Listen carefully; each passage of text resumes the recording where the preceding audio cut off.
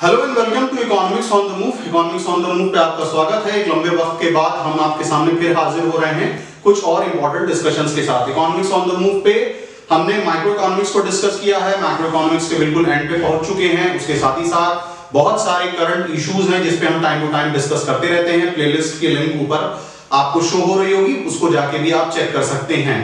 हम उसके अलावा कुछ ऐसे टॉपिक्स को भी लेते रहते हैं जो कि प्रिपरेशन के पॉइंट ऑफ व्यू से, स्टूडेंट्स के पॉइंट ऑफ व्यू से जो एक इश्यूज हैं उन इश्यूज को डिस्कस करने वाले हैं। और आपको पता है कि कल बोर्ड का अनाउंसमेंट भी हो चुका है। सीबीएसई ने अनाउंस कर दिया है कि वो मई के मंथ में पेपर स्टार्ट करने जा रहा है। तो क्योंकि आपके हाथ में 3 मंथ बचे हुए हैं तो आज मैं एक इंपॉर्टेंट टॉपिक पे डिस्कशन करने वाला हूं जो कि ऑलमोस्ट सबसे जुड़ा हुआ है। टॉपिक बेसिकली ये है कि हाउ नॉट टू रीड, यानी आमतौर पे हम ये बात करते हैं कि कैसे पढ़ा जाए। आज मैं इस पे डिस्कशन करने वाला हूं कि जो रीडिंग होती है वो कैसे ना की जाए। यानी अगर ये गलतियां आप ना करोगे तो शायद आप पॉजिटिव रास्ते पे चलोगे, रीडिंग प्रॉपर्ली करोगे, अपनी रीडिंग कंसंट्रेशन के साथ करोगे और अपनी जो प्रिपरेशन है, चाहे वो आप जो स्टूडेंट्स 12th क्लास में हो या फिर वो किसी तरीके की प्रिपरेशन कर रहे हो, उनके लिए ये एक अच्छा साबित हो पाएगा। तो चलिए स्टार्ट करते हैं और देखते हैं कि how not to read. Okay, so start करते हैं और बात करते हैं कि बेसिकली ये हाउ नॉट टू रीड में क्या है। देखिए आमतौर पे जब हम रीडिंग पे चर्चा करते हैं, रीडिंग पे डिस्कशन करते हैं, तो हमारे सामने ये एक इशू रहता है कि रीडिंग करते वक्त बहुत सारे लोगों के साथ बहुत सारी प्रॉब्लम्स रहती हैं और वो एक कंसंट्रेशन के साथ रीडिंग नहीं कर पाते हैं, कंसंट्रेशन के साथ पढ़ नहीं पाते हैं, बहुत तरीके के डिस्ट्रैक्शन होते हैं और at the end of the day वो अपना घंटों इन्वॉल्व कर देते हैं रीडिंग में, but at the end of the day result कुछ नहीं हाथ आता है और घंटों की रीडिंग के बाद पता चलता है कि 2, 3 या 4 पन्ने तक वो पढ़ाई कर पाते हैं। तो इसके कुछ अपने रीजंस होते हैं, कुछ अपने कारण होते हैं।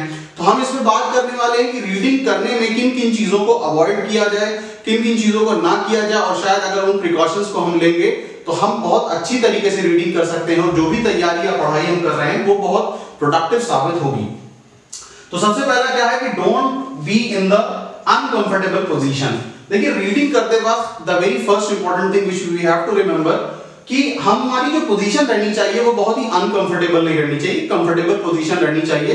जैसे फॉर एग्जांपल मैंने यहाँ पे मेंशन किया है, कुछ लोग होते हैं कि वो वॉक कर रहे हैं, टहल रहे हैं अपने गार्डन में या फिर टेरेस पे और रीडिंग कर रहे हैं। तो ऐसी जगह पे अगर आप रीडिंग कर रहे हो और ऐसी सिचुएशन में रीडिंग कर रहे हो तो फिक्शन बुक तो चल जाता है, फिक्शन बुक को आप पढ़ सकते हो, लेकिन नॉन फिक्शन बुक या फिर वो बुक जो कि आपके सब्जेक्ट से रिलेटेड है वहां पे आपको प्रॉब्लम फेस करनी पड़ सकती है, वहां पे आपको किसी ना किसी प्रकार की दिक्कत आएगी और आप उस लेवल का कंसंट्रेशन नहीं मेंटेन कर पाओगे। दूसरी चीज, there are lot of people who read while they are travelling, यानी वो बहुत सारे लोग होते हैं जो रीडिंग करते हैं ट्रैवलिंग करते वक्त। अब ट्रैवलिंग करने का मतलब ये कि बस से ट्रैवल कर रहे हैं, ट्रेन से ट्रैवल कर रहे हैं, तो इन दोनों जगहों पे आपको पता है कि प्रॉब्लम होती है। जैसे जर्किंग की प्रॉब्लम है, उसके बाद ट्रेन में ट्रैवल कर रहे हो, बस में ट्रैवल कर रहे हो तो बहुत ज्यादा बाहर का साउंड होता है, बहुत सारे लोग होते हैं जो आपके आसपास होते हैं, तो वो बहुत सारा डिस्ट्रैक्शन क्रिएट करता है। तो पता ये चलता है कि आप अगर एक नॉन फिक्शन बुक पढ़ रहे हो तो घंटों के बाद भी आप 2, 3, 4, 5 पन्ना पढ़ पाते हो और वो 5 पन्ना कोई बहुत खास आउटपुट भी जनरेट नहीं करता है। दूसरी चीज क्या है, डोंट बी टू कंफर्टेबल। अब देखिए अगर हम इस पे बात कर रहे हैं कि भाई अनकंफर्टेबल पोजीशन पे, तो हम यहाँ पे ये भी देखें कि we should not be too comfortable, यानी बहुत ज्यादा आराम वाली जो पोजीशन होती है वो भी आपको एक तरीके से आप ये कह सकते हो कि सुस्त कर सकती है, या फिर आपकी रीडिंग के ही दौरान आप जो है एक लेजीनेस फील करोगे, आप वो कंसंट्रेशन अडॉप्ट नहीं कर पाओगे जिस कंसंट्रेशन की जरूरत है। अब देखिए बहुत सारे लोगों की ये शिकायत भी रहती है कि जब वो पढ़ते हैं तो पढ़ते वक्त उनको नींद आने लगती है। ये एक बहुत ही कॉमन सी प्रॉब्लम होती है कि नींद आने लगती है। अब अगर हम इस पे बात करें कि ये ऐसा क्यों होता है, तो देखिए आमतौर पे अगर हम अपने घर के अंदर की बात करें तो घर के अंदर हर एक चीज जो है वो एक पर्टिकुलर चीज काम के लिए डिजाइन किया गया है। जैसे फॉर एग्जांपल अगर हम किचन की बात करें तो किचन एक ऐसी जगह होती है जहां पे आप एक स्पेसिफिक जॉब को करते हो, एक स्पेसिफिक काम करते हो खाना बनाने से रिलेटेड। ऐसा नहीं हो सकता है कि किचन में आप सो जाओ या फिर किचन में आप पढ़ाई करो। इन द सेम मैनर अगर हम वॉशरूम की बात करें तो उसका अलग पर्पस है। उसी तरीके से घर के जो अलग अलग हिस्से होते हैं वो अलग अलग काम के लिए स्पेसिफिकली डिजाइन किए गए हैं, यानी उसको पूरा बनाया ही उसी तरीके से जाया जाता है। तो हम जब बेडरूम की बात करते हैं तो बेडरूम भी हमारा इस हिसाब से डिजाइन किया जाता है कि वहां का जो माहौल होता है वो ऐसा होता है जहां पे आप जाके आराम करते हो, यहाँ पे जाके आप सोते हो। तो हम क्या करते हैं कि ज्यादा कंफर्टेबल एनवायरनमेंट में आ जाते हैं, बिल्कुल लेट के पढ़ रहे हैं। तो ऐसी सिचुएशन में पता ये चलता है कि हम थोड़ी सी अगर सुस्ती फील करते हैं या फिर हमको ये लगता है कि यार हमको नींद आ रही है, तो हमारा जो सबकॉन्शियस माइंड रहता है वो उस मैसेज को अपनी पीक पे पहुंचा देता है। यानी एक चीज तो ये होती है कि हमारा कॉन्शियस माइंड होता है, एक सबकॉन्शियस माइंड है। कॉन्शियस माइंड कोई बात कहता है और सबकॉन्शियस माइंड आप याद रखिएगा कि उसको उसके इफेक्ट को मैक्सिमम लेवल तक पहुंचा देता है। तो ये भी एक प्रॉब्लम है कि अगर आप बहुत ही कंफर्टेबल पोजीशन में हो तो ये आपके लिए इशू क्रिएट करेगा और पता ये चलेगा कि ऑटोमेटिकली आपको नींद आने लगेगी। इसी वजह से बहुत सारे लोग जो रीडर्स होते हैं या फिर जो स्टूडेंट्स भी हैं जो अपने घर पे रह के पढ़ाई कर रहे हैं, चाहे 12th की या कोई प्रिपरेशन कर रहे हैं, तो वो घर में एक कोना बना लेते हैं जहां पे उनका टेबल और चेयर रहता है और एक कंफर्टेबल इन्वायरमेंट में वो पढ़ाई करते हैं। टू मच कंफर्टेबल नहीं रहता है, वो एक ऐसा इन्वायरमेंट डिजाइन करते हैं जो कि पढ़ाई लिखाई के इर्द गिर्द घूमता रहता है। Don't be read in case you are tired. ये भी एक इंपॉर्टेंट चीज है कि बहुत सारे लोग होते हैं जो अपनी ऑफिस से आए हैं या कॉलेज से आ रहे हैं या स्टूडेंट स्कूल से आ रहे हैं और तुरंत जो है वो after their lunch they start reading. अगर ऐसी चीज है तो आपको बहुत ज्यादा आपको एक आउटपुट जनरेट आप नहीं कर पाओगे। मैं नॉन फिक्शन बुक की बात कर रहा हूँ। फिक्शन बुक में इट इज पॉसिबल कि आप ऑटोमेटिकली जो है वो एक प्रोडक्टिविटी बना सकते हो, सीरियसनेस बना सकते हो, लेकिन अगर आप नॉन फिक्शन बुक को पढ़ रहे हो तो आप बहुत ज्यादा टायर्ड हो या फिर आप बहुत ज्यादा थके हो, तो ऐसी सर्कमस्टेंसेस में उसे अवॉइड करना चाहिए। Your inner talks, this is also important. Your inner talks की अगर हम बात करें तो बार बार आपके अंदर एक कैफियत आती है कि I can not read, I cannot understand, this is too difficult, this subject is creating lot of problem for me। तो बार बार जब आप एक बात को कहते हो तो आप याद रखिए कि जो आपका सबकॉन्शियस माइंड होता है वो सबकॉन्शियस माइंड उस चीज को पीक पे पहुंचाता है। पीक पे मतलब ये कि वो आपके अंदर उस बात को पूरी तरीके से भर देता है कि ये सब्जेक्ट आप पढ़ ही नहीं सकते, ये सब्जेक्ट आपके लिए बना ही नहीं है, ये सब्जेक्ट बहुत डिफिकल्ट है, ये सब्जेक्ट आपके समझ ही में नहीं आने वाला है। तो इस तरीके की चीजों को अवॉइड करना चाहिए, बल्कि जब हम रीडिंग की बात करते हैं तो एक पॉजिटिव इन्वायरमेंट अपने इर्द गिर्द बिल्ड करना चाहिए, तभी आप रीडिंग अच्छे से कर पाओगे। टू मच थिंकिंग, बहुत ज्यादा अगर आप सोचते हो, बहुत ज्यादा सोच रहे हो, मतलब आप अपने टेबल पे बैठे हुए हो पढ़ने के लिए और अभी भी आप ऑफिस के बारे में सोच रहे हो या फिर अभी भी आप कॉलेज के बारे में या फिर स्कूल के बारे में आपका दिमाग में चल रहा है कि स्कूल में क्या हुआ था, कैसा हुआ था, कॉलेज में क्या चल रहा है, कल असाइनमेंट देना है मुझको, उसके बाद फाइनल ईयर है, मेरा पेपर आने वाला है, जॉब है। इस तरीके की चीजें अगर बहुत ज्यादा आपके दिमाग में चलेगी तो ऐसी सिचुएशन में आप बहुत ज्यादा कंसंट्रेशन नहीं कर पाओगे। आप रीड भी करोगे लेकिन आपको कुछ समझ में नहीं आएगा। फिजिकल डिस्ट्रैक्शन, देखिए फिजिकल डिस्ट्रैक्शन की अगर हम बात करें तो ये बहुत प्रैक्टिकल है और बहुत रिलेवेंट भी होता है। फिजिकल डिस्ट्रैक्शन की अगर हम बात करें तो इसमें जैसे मान लीजिए मैंने सबसे पहला पॉइंट लिखा है रीडिंग इन पुअर लाइट। अब देखिए बहुत सारे लोग होते हैं कि पढ़ रहे हैं और लाइट जो है, जो आपके रूम में लाइट है वो बहुत डिम है, वो बहुत डिम अगर रहेगी तो ऑटोमेटिकली आप ये समझ लीजिए आपको नींद आने लगेगी। यानी आप जहां पे भी पढ़ रहे हो वहां पे प्रॉपर लाइट रहनी चाहिए, प्रॉपर उजाला रहना चाहिए, ताकि आपको सोने का माहौल नहीं बनना चाहिए या फिर सुस्ती का माहौल नहीं बनना चाहिए। मेसी इन्वायरमेंट की बात करें, जहां आप पढ़ रहे हो वहां बहुत सारा सामान रखा है, मतलब जो आपने रूम बना रखा है अपना स्टडी रूम, उसमें एक की जगह 10 चेयर रखी है, 2-4 टेबल रखे हुए हैं, कपड़े रखे हुए हैं और भी दुनिया भर का सामान रखा हुआ है।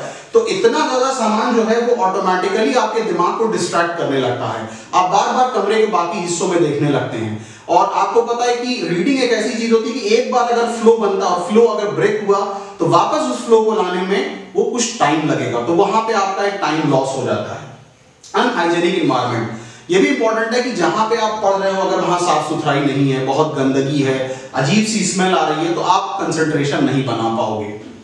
टू हॉट और टू कोल्ड, ये भी एक इंपॉर्टेंट चीज है कि अगर ऐसी जगह पे पढ़ाई की जा रही है जहां पे बहुत ज्यादा गर्म रह रहा है माहौल या फिर बहुत ज्यादा ठंड रहने लगी, तो आपके अंदर से जो है एक प्रॉब्लम क्रिएट होने लगेगी। थोड़ी देर बाद बॉडी जो है वो आपके कंसंट्रेशन को सपोर्ट नहीं कर पाएगा और पता ये चलता रहेगा कि आपको जो बहुत गर्मी लग रही है या फिर बहुत ठंड लग रही है। तो जो सबसे इंपॉर्टेंट चीज है कंसंट्रेशन, वो आप नहीं बना पाओगे। जो डीप फोकस कहा जाता है वो डीप फोकस नहीं हो पाएगा। नॉइजी इन्वायरमेंट, ये भी इंपॉर्टेंट है कि आपने जहां पे पढ़ाई कर रहे हैं अगर उसके आसपास बहुत ज्यादा शोर हो रहा है तो भी कंसंट्रेशन बना पाना बहुत मुश्किल होता है। इसी वजह से बहुत सारे लोग लेट नाइट को प्रेफर करते हैं या फिर अर्ली इन द मॉर्निंग को प्रेफर करते हैं अपनी पढ़ाई करने के लिए।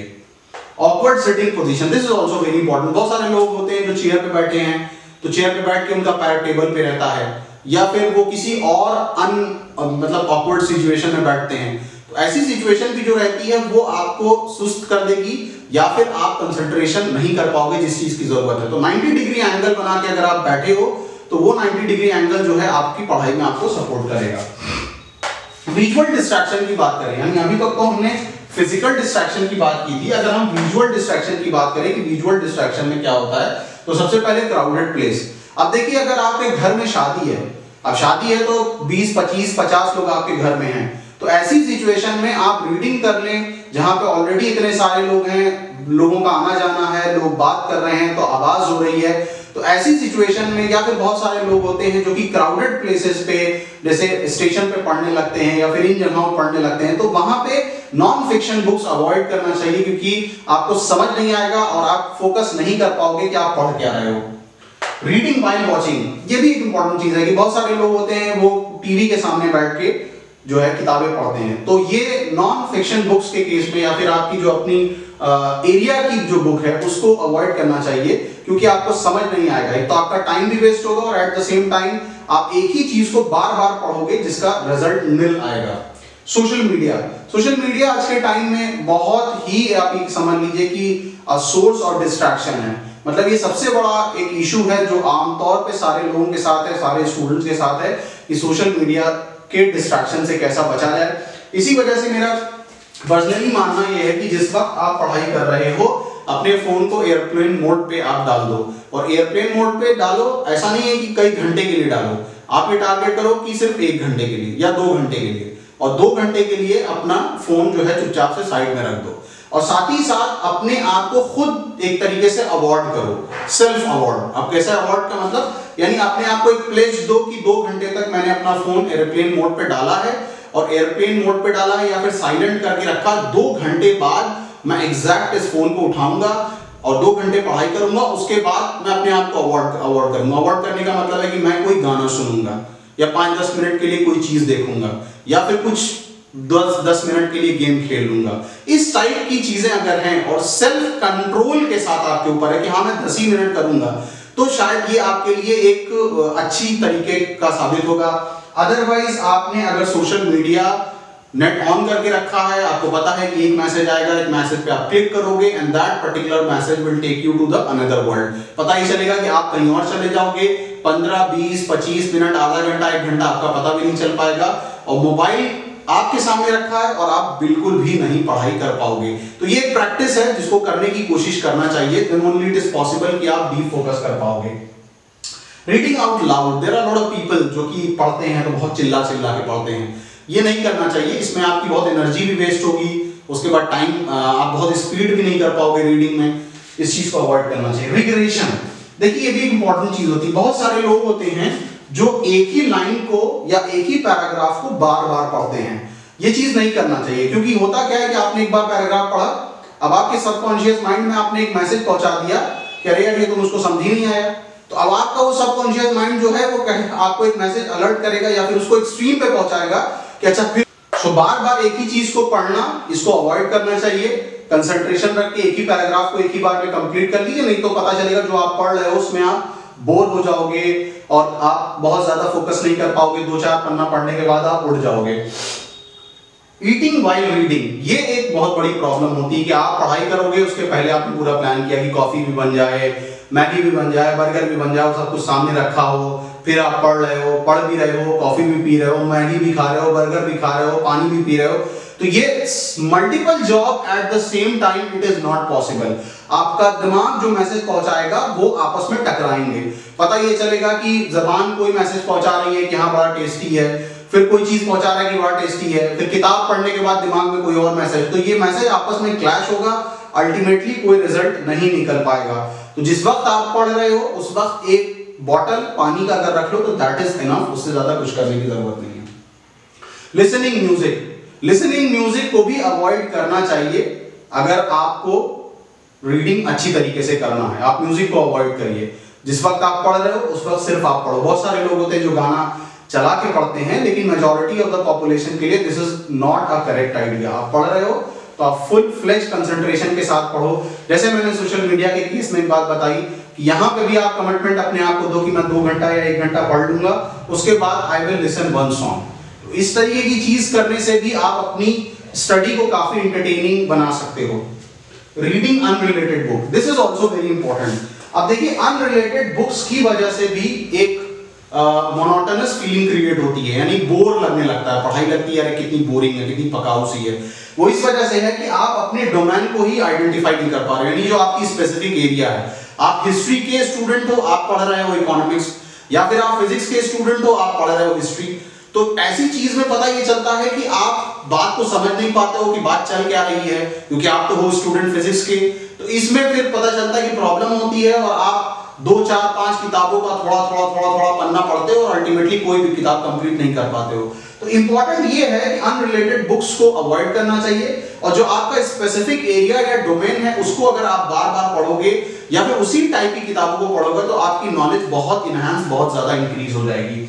Last one is the multiple books, this is also very important. देखिए होता क्या है कि अगर लेट सपोज कि ये आपका लेट सपोज कि दिस इज योर मतलब मान लेते हैं कि हम आपका ये टेबल है, ठीक है, और ये टेबल पे आप अपनी किताबें रखते हो, अब चेयर भी रख रहे हो। अब उसी टेबल के ऊपर आपने 5, 6, 7 किताबें रख रखी है, तो पता ये चलेगा कि आप एक किताब पढ़ोगे, थोड़ी देर बाद आपका डिस्ट्रैक्ट आप हुए, आपने दूसरी किताब उठा ली, फिर डिस्ट्रैक्ट हुए, फिर तीसरी किताब उठा ली, फिर चौथी किताब उठा ली। इसलिए जिस वक्त आप बैठो पढ़ने उस वक्त एक पेन रहे, पेज रहे, एक बुक रहे, वाटर बॉटल है, दैट इज इनफ, उससे ज्यादा कुछ नहीं रहना चाहिए। मल्टीपल बुक्स नहीं रहनी चाहिए। आप अपने आप से एक प्लेज लीजिए कि मैं इस सब्जेक्ट को आज पढ़ रहा हूं, 4 घंटा या 5 घंटा इस सब्जेक्ट को पढ़ूंगा, उससे पहले कोई किताब नहीं उठाने वाला हूं।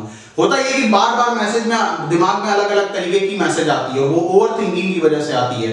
आप पढ़ रहे हो, लेट सपोज कि अकाउंट्स पढ़ रहे हो, आपके दिमाग में आने लगा कि चलो भाई मैं बीएसटी पढ़ने लगता हूं, या फिर इकोनॉमिक्स पढ़ रहे हो, तभी आपको ध्यान में आया कि अरे यार इंग्लिश मेरा नहीं तैयार है तो इंग्लिश पढ़ने लगूं। नहीं, पहले आप इकोनॉमिक्स पढ़ रहे हो, जितनी देर का आपने प्लेज ले रखा है उसको कंप्लीट करो, तब फिर आप इंग्लिश पे मूव करो।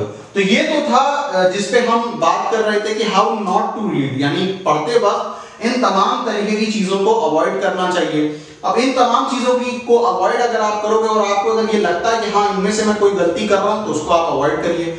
और अगर इसके अलावा भी आपको कुछ लगता है जो कि मैंने यहाँ पे नहीं मेंशन किया है, तो वो भी अवॉइड करिए। तो इन सारी चीजों से एक बात तो क्लियर हो जाएगी कि जो आपकी रीडिंग कैपेसिटी है वो बहुत इंक्रीज हो जाएगी। देखिए मॉर्निंग का टाइम, ये दुनिया भर में ये चीज मानी गई है कि मॉर्निंग का टाइम, और जितने बड़े बड़े सीईओज हैं या फिर जितने बड़े कैपिटलिस्ट हैं दुनिया में, वो बहुत अर्ली मॉर्निंग का कंसेप्ट अडॉप्ट करते हैं, या बहुत सवेरे उठ के वो किताबें पढ़ते हैं या फिर कुछ भी करते हैं। हालांकि बहुत सारे लोग हैं जिनके लिए पॉसिबल नहीं हो पाता है, तो वो लेट नाइट को भी प्रेफर कर सकते हैं, क्योंकि सबसे इंपॉर्टेंट चीज जो होता है कि कंसंट्रेशन, और वो तभी हो सकता है जब आप एक नॉइजी इन्वायरमेंट में ना हो, एक ऐसा इन्वायरमेंट हो जो कि बिल्कुल साफ सुथरा हो, बिल्कुल कोई प्रकार की आवाज ना हो, वहां पे आप शायद अपना कंसंट्रेशन 100% कर सकते हो। So that was all about from this very video. हम नेक्स्ट वीडियो में कुछ और चर्चा करेंगे, कुछ और डिस्कशन करेंगे। तब तक के लिए इकोनॉमिक्स ऑन द मूव को देखते रहिए, हमारी वीडियोस को शेयर करते रहिए। So stay place guys and keep on watching economics on the move. Thank you.